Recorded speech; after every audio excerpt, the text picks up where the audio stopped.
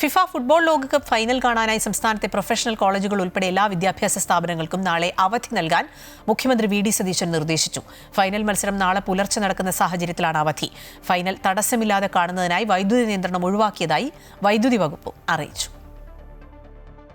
ലോകമാകെ ഫുട്ബോൾ ആരവം മുഴങ്ങുമ്പോൾ സംസ്ഥാനത്തെ ഫുട്ബോൾ ആരാധകർക്കും ആശ്വാസത്തിന്റെ നിമിഷമാണ്.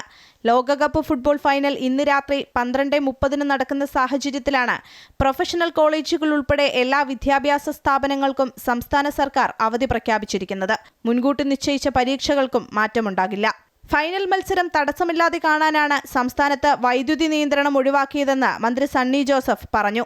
ഫൈനൽ ആവേശം ചോരാതിരിക്കാൻ കൂടുതൽ വില നൽകി വൈദ്യുതി വാങ്ങിയിരിക്കുകയാണ് KSEB. ഞാൻ സാധാരണഗതിയിൽ പ്രത്യേക നിർദ്ദേശം കൊടുത്തിട്ടുണ്ട്. എല്ലാ അറേഞ്ച്മെന്റും ചെയ്യുന്നുണ്ട്. അധിക വില കൊടുത്തും ഈ ദിവസം രാത്രി പകലും നമുക്ക് പവർ സപ്ലൈ ഉണ്ടാക്കാൻ വേണ്ടിയുള്ള എല്ലാ നിർദ്ദേശങ്ങളും കൊടുത്തിട്ടുണ്ട്. അത് തന്നെയാണ് പ്രതീക്ഷിക്കുന്നത് നടപ്പിലാവും. എല്ലാ ഒരുക്കങ്ങളും നടത്തി ലോകകപ്പ് ഫൈനലിൽ അർജന്റീനയും സ്പെയിനും നേർക്കുനേർ ഏറ്റുമുട്ടുന്നത് കാണാൻ കാത്തിരിക്കുകയാണ് സംസ്ഥാനവും. അമൃത ന്യൂസ്, തിരുവനന്തപുരം.